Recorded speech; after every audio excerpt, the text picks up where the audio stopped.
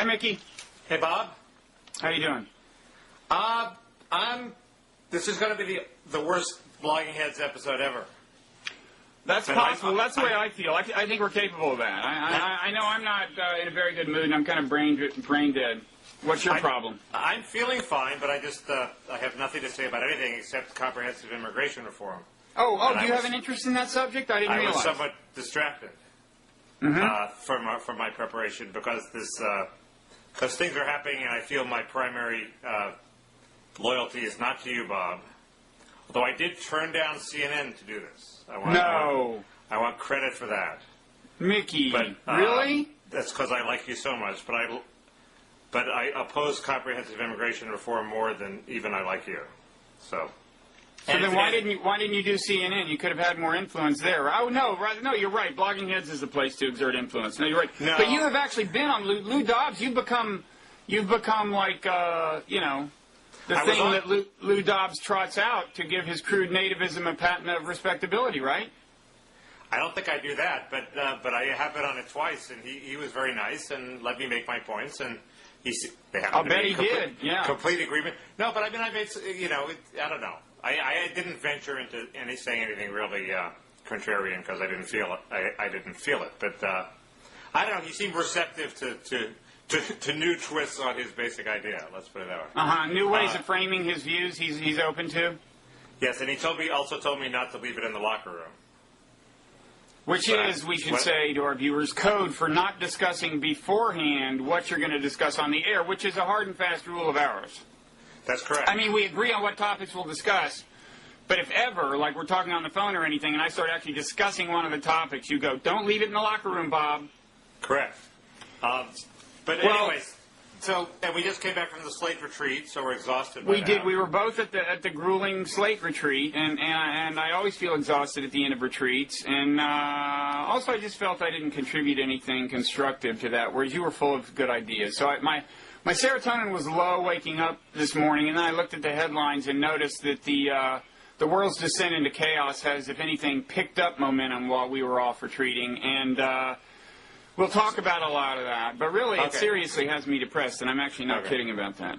Well, comprehensive immigration reform has me depressed, so want to do Well, that's as good a segue as any. I mean, that's an interesting fact, because you should be filled with glee, since basically it's dead. No, I'm filled with foreboding. It's not dead. It's very hard to say what's happening. Basically, it was killed in a procedural vote last week. There's a huge lobbying push for this. The establishment wants it, businesses want it, and a whole bunch of Democrats want it. And so it's just very hard to see what's happening. Bush is desperate for some sort of last-term signature domestic achievement. So it's possible that the Republicans will sort of fall into line behind him. The weird Sphinx-like person is Harry Reid, the Democratic leader, who says he wants the bill to go forward, presumably in order to avoid alienating Latinos and others, but people secretly suspect that he doesn't want the bill to go forward. He wants to bury it. So it's one of those Washington games where nobody is saying what they actually think. Nobody knows what they actually think. If the Republicans come and say, okay, we're ready, we have the votes, do you want to go ahead, Harry? Will he actually do it, or will he come up with some bogus excuse, I hope, for burying it? And there were a couple of sort of alarming developments. One is Jonathan Weitzman in the Washington Post pointed out that No Child Left Behind also had a crisis, and then Bush intervened, and it was also opposed by Senator DeMint. And yet, somehow, Bush managed to exert. But, Mickey, that was a different period in Bush's presidency. I mean, the guy has zero political capital. But I'm also very worried about this new press meme that, this just shows Bush's diminished influence. I mean, people had that story written, before Bush went to the Hill.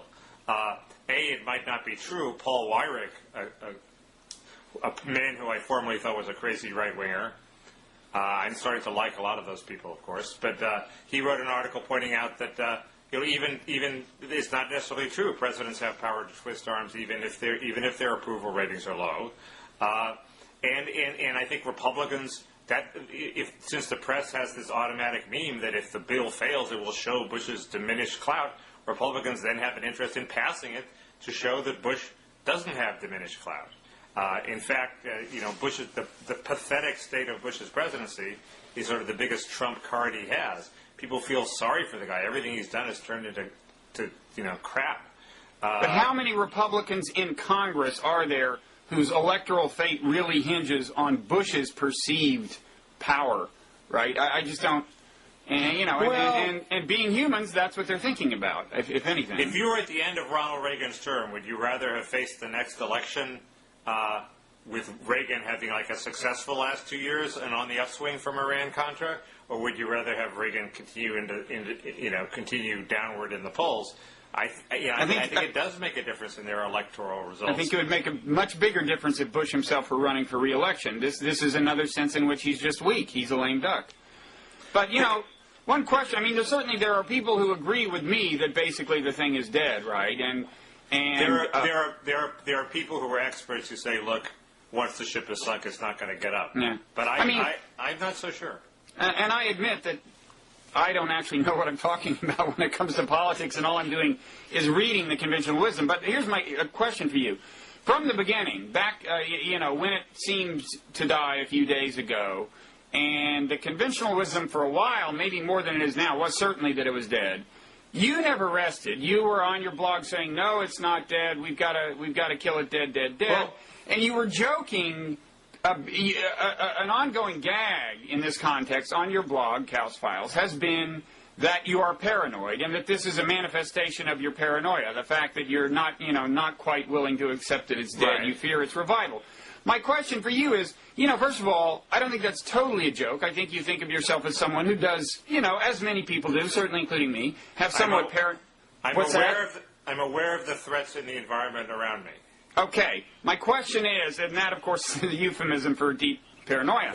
My question is, have you given any thought to the possibility that the same paranoid tendencies which make you so sure that this bill is going to rise from the dead any moment are partly responsible for your position on immigration in the first place? That is to say, you see a parade of Latinos and some of them have Mexican flags and, oh, God, the hordes are coming. They're going to really claim territory in the United States. And I think you actually have said that. I think you're serious. Have you given any thought to the fact that you are just a paranoid and you should calm down? Well, I mean that in a nice way. Another word for paranoia is prudence. Prudence would have said, don't take the big risk of the Iraq war. It might work, but it might not. So a reasonable paranoid person would say, let's do the less risky thing. Well, no, wait. A reasonable paranoid person, Mickey, paranoid does actually, the technical definition, actually excludes reason, I think. I mean, there is the old joke, even paranoids have enemies, but the definition of paranoid is someone who imagines threats that actually aren't there. Well, then I deny that it's paranoia. We tried this before in '86 and it didn't work. So if you try it again, is that paranoia or is that just common sense? It seems to me it's not paranoia. If every nation in the world that's let across a massive population from a bordering state has had like a problem with people having conflicted loyalties, why take that risk? It probably won't happen. There might be a labor shortage in Mexico, and this whole thing might be an irrelevant debate because they may be importing people from the United States for all we know. But a reasonable prudence would say, don't take this risk. How about that for a non-paranoid view?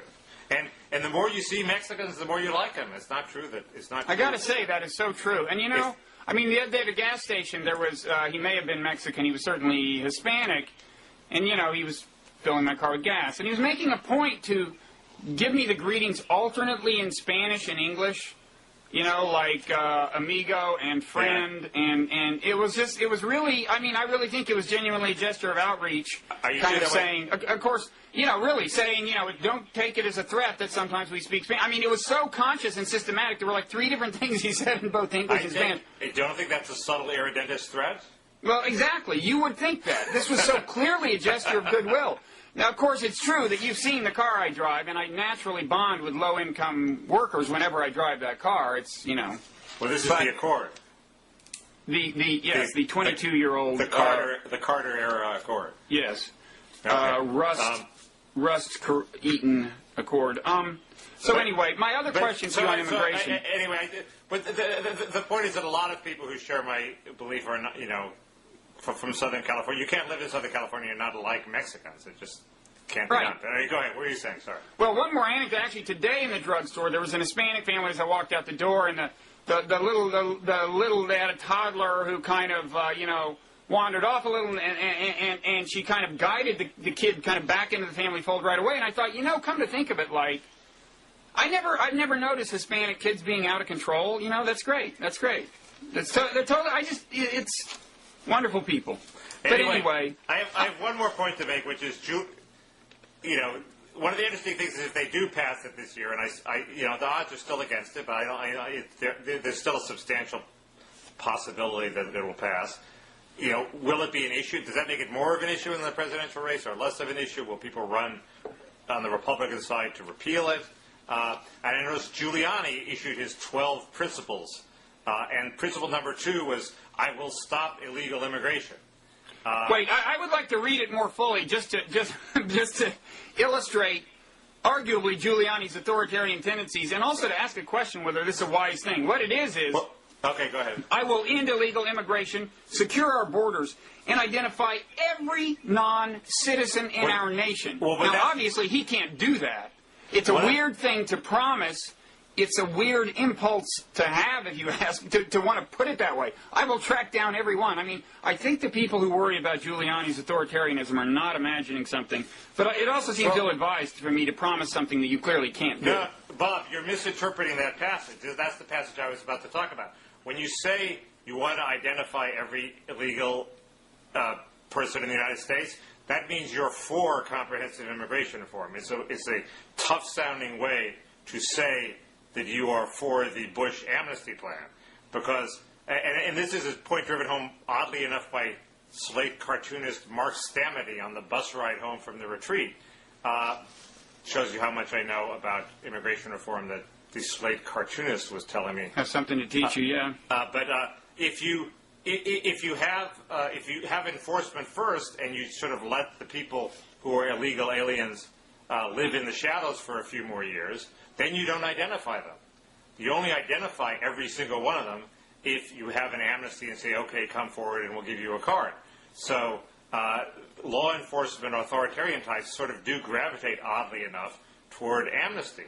And it is a little bit like, again, to draw the Iraq parallel, the non-amnesty, non-risky solution is a little more complicated. You wind up having to enforce the immigration laws where everybody doesn't have a card, because you basically say, we're not going to deport illegals, we're just going to let them live in the shadows. That means they don't have a card.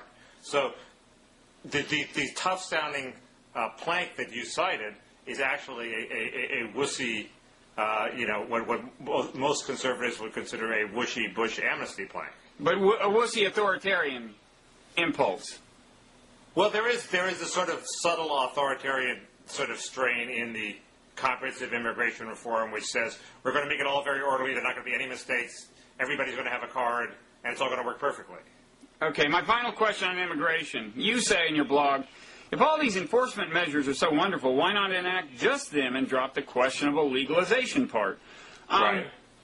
It seems to me, knowing nothing about politics, just a conjecture, but the answer would be that it would be very hard to get an enforcement-only bill through a Democratic Congress, because that's not the message they want to send to Hispanics. Well, they don't want to, right? Well, they want to have something for the Hispanic constituency to counterbalance the enforcement part. I don't think you're going to get an enforcement-only bill, are you? Well, 2 points. First, no bill is better than a bill that has amnesty, so I'm perfectly happy to get no bill. That's a point Hugh Hewitt makes in attacking me. He says, well, this will never fly politically. Well, it's fine. If it doesn't fly politically, that's fine. Okay, but back to my question. Second point is, enforcement is favored by 60, 70, 80% of the population. Nothing else gets those kind of numbers, and it's the precondition for doing the things that Latino groups want, which is eventually regularizing these people. So it's not inconceivable that Congress would go for something that is the common denominator that 60, 70, 80% of the people want. Okay, and we'll have an election. If the Democrat Congress doesn't want to do it, then maybe they'll be replaced. Okay, but the question I ask is the right one. Well, it's a question, but it's not. The fact that it might not get through is not first is not dispositive, and second, we're talking policy. What's the right policy? The right policy is to do enforcement first. But if we can't have a different kind of bill anytime soon, it is reasonable for someone to say about this bill, would it be worse than the status quo? Now, you answer yes to that, but I think a reasonable person could answer no, and I'm certainly not convinced that the answer is not no. But anyway, we should move on to Iraq. Well, I think it is. Okay. Okay, among the signs that the world is descending into further chaos, this morning, this mosque in Samarra, whose detonation, helped set off the Sunni Shiite violence on a large scale some time ago, in 2006, I guess, they kind of was subject to another explosion, another bombing, and now these two minarets, which I guess were about the only, almost all that was attractive about it left standing after they blew up the dome, were blown up. And people are thinking that may be a big setback. There was also, earlier this week, the Washington Post and the New York Times had two stories, I think on the same day, that are interesting to juxtapose. The New York Times reported that, the United States is arming these Sunni groups that are vowing to fight al-Qaeda in Iraq. And I'm pretty sure, actually, that Blogging Heads viewers may have gotten that news from Eli Lake several weeks ago, but whatever.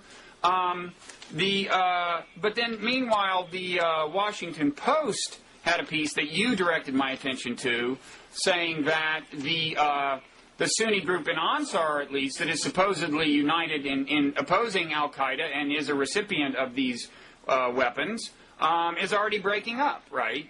Well, it turned out there was less to that story than met the eye, I think. There's mainly one bad actor who they seem to want to get rid of. Yeah, but isn't he head of the Anbar Salvation Council or something? I think he was important in it, but they might reform the council without him. It didn't seem, when you read the story, it just didn't seem like the whole thing was necessarily falling apart. Oh, he was identified as the council's most prominent member. Okay. Go on. Okay, but the interesting, it was a good piece. The analysis brought to bear in the Washington Post piece was good because a couple of things became clear to me. Meanwhile, actually, there's a third piece to juxtapose this with, which is the piece by Bob Kagan, an op-ed piece in the LA Times, which you also directed my attention to, in which he says, hey, this is a growing trend around Iraq. These Sunni groups are saying, yes, we'll fight al-Qaeda. Well, first of all, if Americans are giving them arms now, if they'll say that, it's not surprising to me they're going to say it. And the Washington Post story, whatever the validity turns out to be about this concern about the group breaking up, the Sunni group breaking up, points to the fact that, look, they may say a number of things to get the arms. You don't know for sure that they are going to stay intact and remain an antagonist of al-Qaeda's. Lots of things can happen. And certainly if you look out to the long run, the Washington Post piece brought up the analogy with Afghanistan, okay? We went in, we intervened, we armed the people who were fighting our enemies in Afghanistan. What happened? Well, first of all, one of the people who crawled out of that wreckage was Osama bin Laden. Right. Secondly, some of the weapons we left there fell into the hands of the Taliban and were later used to do exactly the kind of things we didn't like. That was the bigger problem in the Post piece pointed out, which is I didn't realize we were buying. I thought they decided we want to fight al-Qaeda. They banded together. I didn't realize that then they also got massive infusions of arms from the United States. And that is the danger. What are they going to use the arms for next? They might use them to prosecute a civil war with the Shiites. And this explains why the Shiites, one of the reasons that the Shiite government is not lending a hand in this whole effort. Right, but that might be the perverse logic of it. Looking at the bright side, if the best we can hope for there is some sort of standoff where various tribal leaders reject the worst terrorists, i.e. those who either call themselves al-Qaeda or actually are original gangster al-Qaeda, and that they reach some sort of military détente where there's a lot of ethnic segregation. Arming, and we're pissed off at the Shiite government, arming the Sunnis might be a smart thing to do. because we're saying the Shiites, okay, Maliki, you keep pissing us off, we'll keep arming the Shiites. We then have an additional lever, plus we're enabling a sort of, we're raising up the weaker party in a way that might restore some sort of equilibrium. How about that?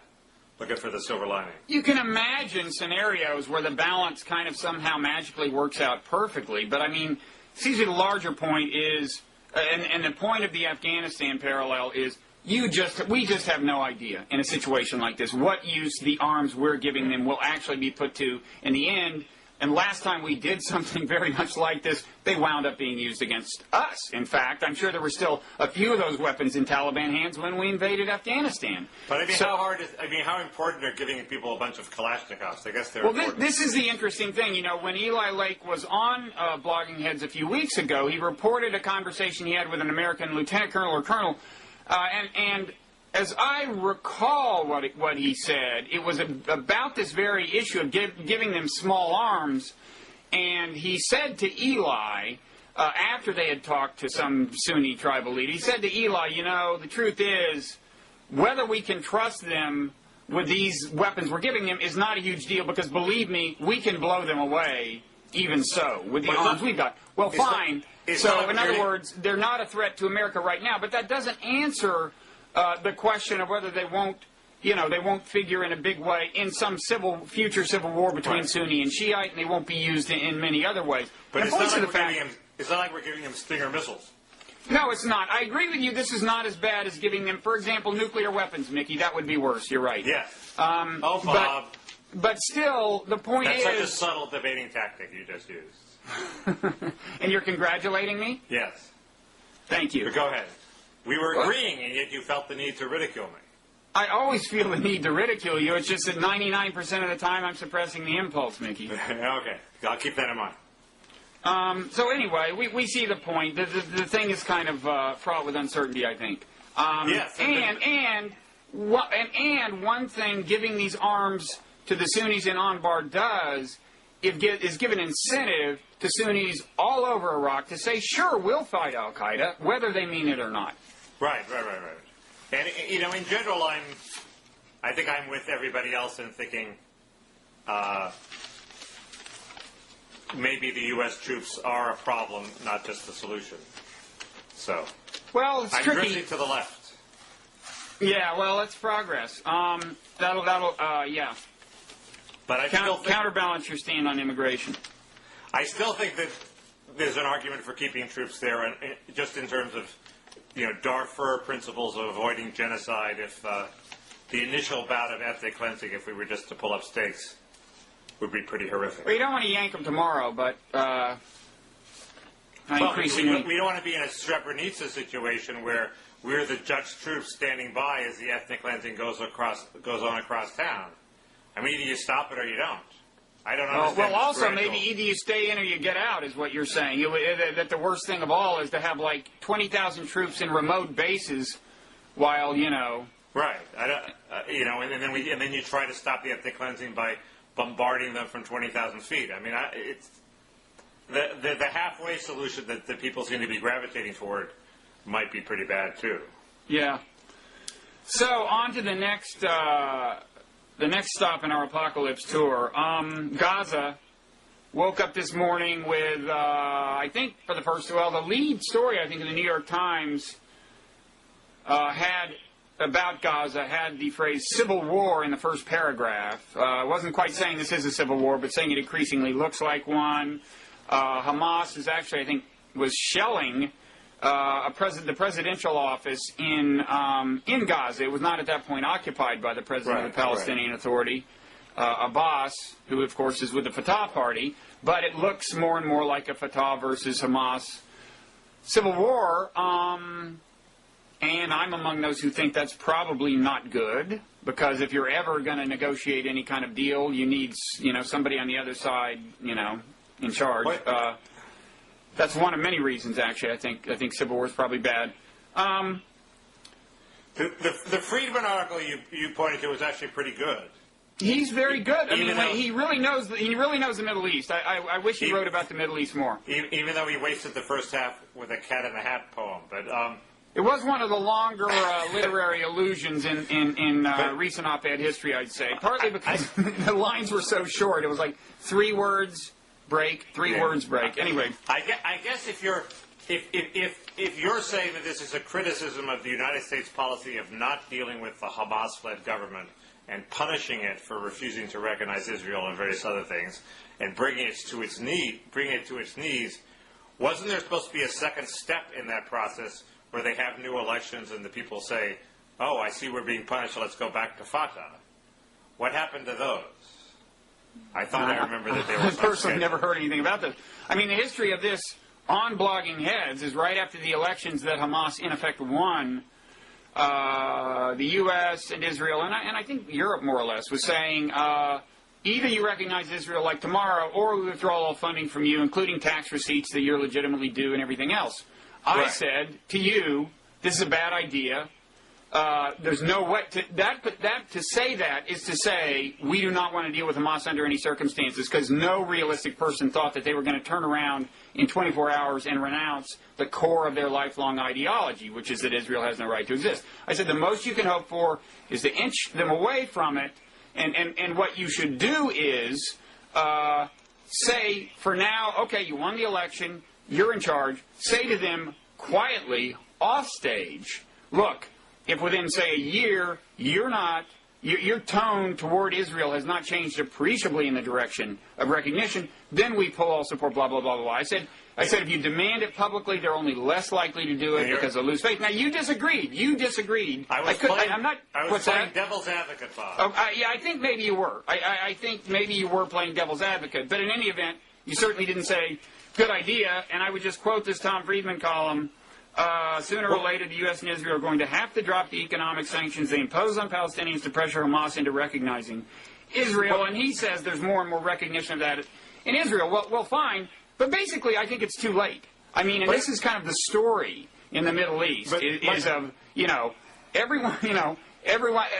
3 years they agree that what would have been the moderate position, the thing being advocated by moderates 3 years ago, well, okay, maybe that does make sense. Yeah, maybe we shouldn't build all these settlements, but it's always too late. Good point. I don't know enough the policy can't have been as stupid in 2 instances as it sounds. We can't have thought, okay, we're going to bring them to their knees by denying them these funds, and then not have a plan for what happens next. It turned out what happens next is that the society degenerates into a chaotic civil war. That can't have been the plan. There must have been something that was supposed to happen if Hamas didn't come around under this pressure. Now, what was supposed to happen was Hamas says, after a few months or 6 months, they say, okay, we'll do whatever it takes. That was just naive and unrealistic, I think, as events have shown. Of course, we shouldn't assume that a whole lot of thought went into it to be, the Bush administration is really just not known for careful reflection. But I think that was the idea, and that was what you said on Blogging Heads, Mickey. You said, no, we should publicly make our preconditions clear, air our differences, lay down the law, and blah, blah, blah. That was the idea. Now, well, my point was just we were well within our rights to say, look, we don't agree. You elected this Democratic government we hate. We're not going to give you any more money. That's actually that's not true. That's not true, because one thing being denied to them was tax receipts that were legitimately the property of the Palestinian people that, as a practical matter, had to pass through Israeli hands. But they were their tax receipts, not foreign aid, and we withheld even that. You know that I basically agree with you on this, so I was. You got a funny way of showing it, but the second thing I didn't understand is, Friedman goes through the 3 sort of plans for peace that have failed. One being Land for Peace, Oslo. 2 being okay, we'll just occupy Greater Israel militarily, which sort of the Intifada put a stop to, and the 3rd being, okay, we'll fence off Israel. And it's so obvious that if you build a wall and fence off the Palestinian territories, they might lob missiles over the wall. Okay? That's like the first thought of everybody when told this strategy. Now they've lobbed missiles over the wall, and Friedman say, oh, well, they lobbed missiles over the wall. I guess that strategy failed. It can't have been that stupid. That's what I didn't understand. Well, yeah, I mean, I think a lot of people woke up on that score after the Hezbollah experience in the Lebanon war last year, but I don't know. I mean, sometimes, honestly, if you look at some of the policies in the Middle East, it's hard to figure out what the actual coherent expectation is. But I think probably they thought, with a combination of us, I mean, look, missile sites are something you can take out without. Well, after the Hezbollah experience, I shouldn't say that. It's easy to see military people imagining that they can take out missile sites on a frequent enough basis to keep many from coming over the wall.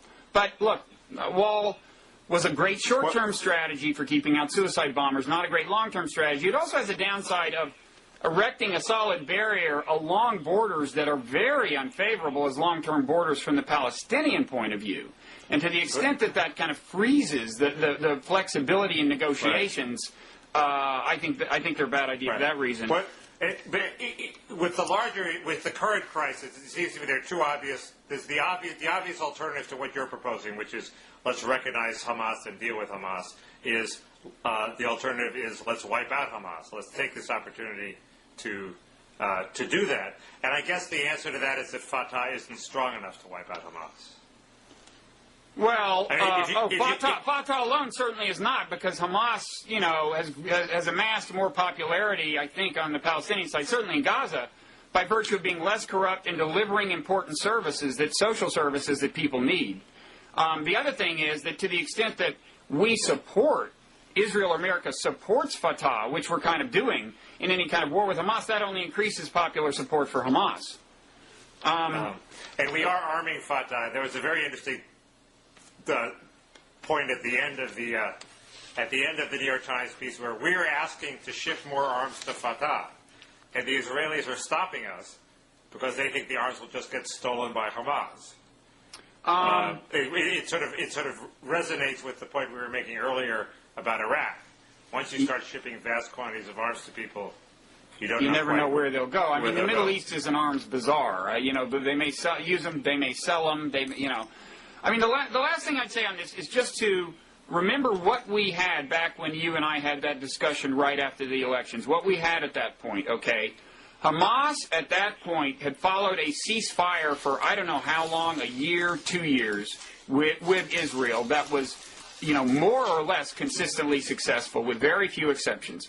Hamas at that time had the authority to keep something like that in operation, okay?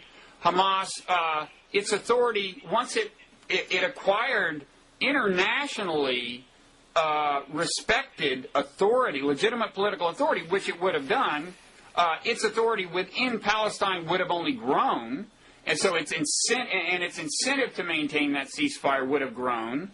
Also, if you paid attention to what the people in Hamas were saying right after the election, and I actually demonstrated this in that dialogue with you, they were going to great pains at least to avoid repeating that Israel had no right to exist. Whenever they were asked that question, they dodged it. Okay, so you had all that, and you had the potential to try to empower the moderate part of Hamas. And I would just say compare that to what we've got now, where nobody has the authority to shut down terrorism against Israel. And nobody's going to have it anytime soon. Hamas, in fact, has less authority than ever over the even more radical elements. You're getting reports that al-Qaeda is now infiltrating Gaza, okay? And the moral of the story is just that, whenever you face a decision like we faced after the election, which is, do you want to recognize a group that says that its stated intention is to destroy Israel as a state, okay? The question isn't just, is that an appetizing prospect? Clearly it's not. The question is always compared to what in the real world. And in the real world, this turned out to be the alternative. So you're saying that there's nobody in Israel which is entirely plausible to me, but a little counterintuitive. The Israelis are upset that their enemies are killing each other. That in fact this is. I actually asked this question of Gershom Gorenberg in a dialogue. He's in Jerusalem. He's Israeli, journalist. He said, that a number of people, you may feel the visceral impulse, oh, great, our enemies are fighting each other. But he said most Israelis recognize that, chaos is just in the long run not an auspicious thing. Right. Okay. Well, that's good. There's my silver lining. People see an interest in stability. Yeah, people who emphasize stability take heat for that. But stability is correlated with such things as like not a lot of people dying. I mean, instability is kind of a euphemism for lots of people dying, and it's just foreign policy realists are caricatured as being indifferent to actual human welfare and human suffering because all they care about is stability. No, the stability is the absence of suffering. Now. Sometimes, in extreme cases, if it's Stalinist Russia, or even, this was a trade-off with Iraq because, he was a dictator. There was a downside to the kind of stability that was there. But still, Iraq is also demonstrating that when you're trying to avoid instability, what you mean is I'm trying to avoid a lot of people dying. It's even better than that. It's almost as if there's a historical vector instability that tends toward more democracy. Somebody should write a book about that. Are you caricaturing my views or embracing them? I'm doing both, but I'm obviously doing a very bad job of it. So, not so bad that I didn't recognize that for what it was. Let's move on to your some more of your views. My crazy, This is the paint. This is the paint. Bob is a dangerous left-wing radical. Well, I'm just posing. You said we should free Khalid Sheik Mohammed, the mastermind of 9/11. I did not say that. I did not say that. Let's review. You're the Ann Coulter of the left. Rosa Brooks and I were having a dialogue, and we got into the question of how do you treat prisoners in Guantanamo who, if the evidence obtained against them was obtained through torture, what do you do? She, right. And we discussed it, and I laid down some kind of principles saying, well, I really think, being American and all. Well, I don't know what I said, but basically I was against... when evidence essential to their prosecution was obtained through torture, I was against. I was saying basically you have to let them go. Okay, now she brought up the most extreme case, which is Khalid Sheik Mohammed, the mastermind of 9/11. What if him and I did exhibit some with seeming finality. You said, okay, you let him go. I did exhibit something. I talked to Jack Schaefer, Slate's press critic, this weekend, and he described something he calls male answer syndrome. Mm-hmm. Which is a tendency of men to assert things with great conviction when they have no idea what they're talking about. He said, your wife says, honey, what's that they're building next door? And you go, oh, that's a nuclear reactor, There's a little of that in this because I had never thought through the question. And I asserted with tremendous confidence the answer. On the other hand, I would say that upon review, I don't know enough about... I didn't know nearly enough to actually write an op-ed, actually asserting that this is my view and documenting it, that if indeed the evidence against him was obtained through torture and it's evidence essential to his prosecution, we should free him. I hadn't thought it through. I still have not done enough research to be sure that that's my view. On the other hand, I'm not yet convinced I'm crazy. And I'm sure you'll try to convince me I'm crazy. The reason I didn't bother to do the research is you graduated from Harvard Law School. So, you'll be able to enlighten me as to the legal basis of my confusion, I'm sure. So go ahead. But I've been bored completely with the whole Gitmo rights of detainees. I initially saw it like prison reform. Yes, it's number 350 on my list, my to-do list of causes. Well, maybe some of them are aspiring immigrants, Mickey. Does that change your mind? No, but what changes the mind is that it gives us a bad eye and black eye in the world that encourages more terrorists. So it should be higher on my list, but it wasn't. I was bored. So I thought your dialogue with Rosa Brooks was actually the first I've heard of a lot of this. And my reaction was as follows, which is these people don't quite fit the model of conventional criminals. And Rosa was making the case that really the basic criminal justice model would have served us much better if we treated these Gitmo people as criminals. The courts would actually have convicted a lot of them. And yet we would have respected their rights, so it's a win-win. But clearly they're different, because, if you convict a mobster, he's not going to go ahead and get a nuclear weapon and blow you up. If mobsters were had nuclear weapons, we would treat mobsters differently in our criminal system too. Terrorists are just sort of a different sort of person. There's a limit. You let out John Gotti there's a limit to the amount of destruction he's going to cause. So the utilitarian calculus that lets him out, is maybe in favor of preserving his right. Khalid, Sheik, Mohammed, a different kettle of fish. So it led me to think, well, we should just recognize terrorists as sui generis and create a third category, not military combatants, not just regular criminals, but terrorists, where a third set of rules applies that are, different for people that the courts under some system which has a lot of protections in it, recognize as are terrorists. And one of the rules is you can torture confessions out of them and then convict them on the basis of those confessions? One of the rules is you wouldn't apply the evidentiary rule that the fruit of the poisonous tree is inadmissible. I mean, so torture would not be excluded? Evidence from torture would not be excluded, but you could have a rule banning torture, except in the ticking time bomb exception where even John McCain would torture people.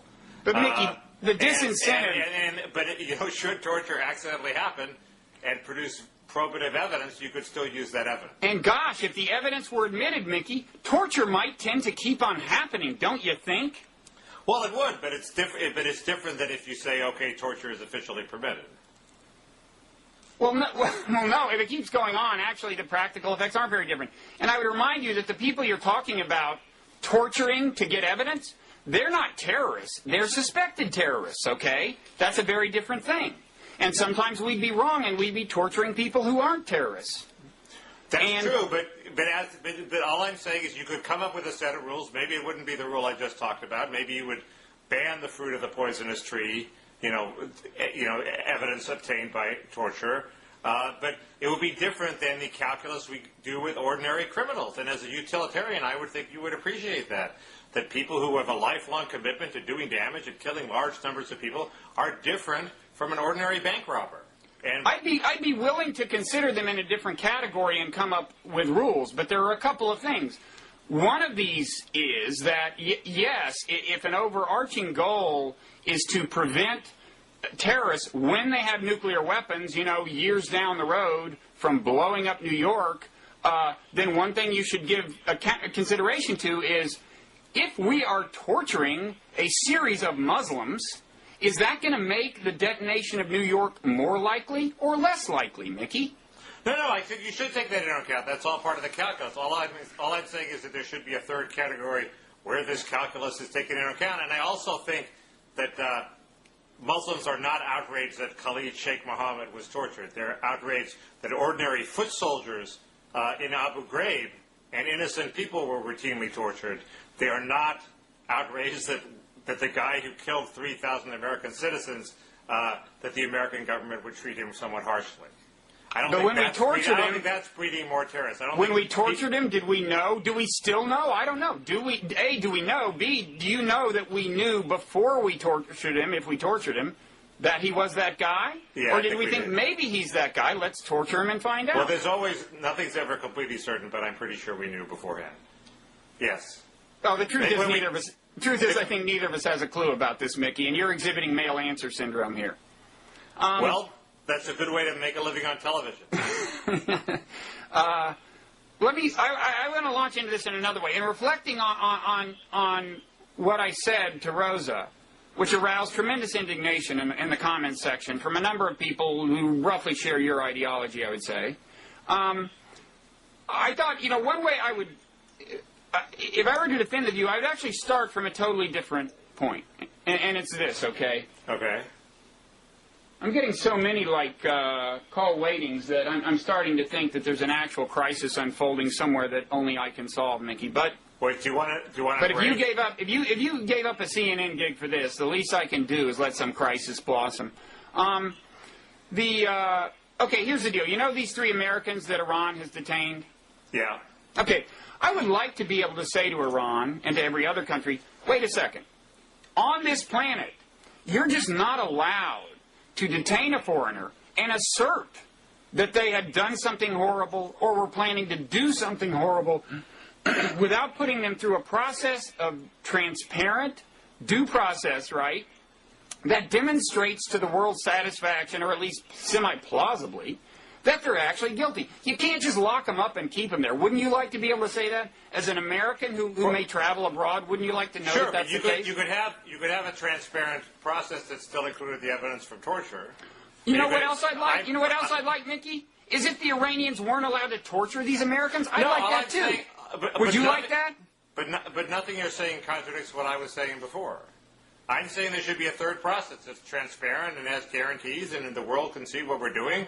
But maybe in some cases, if you fall into the special category of terrorist mastermind, different rules apply.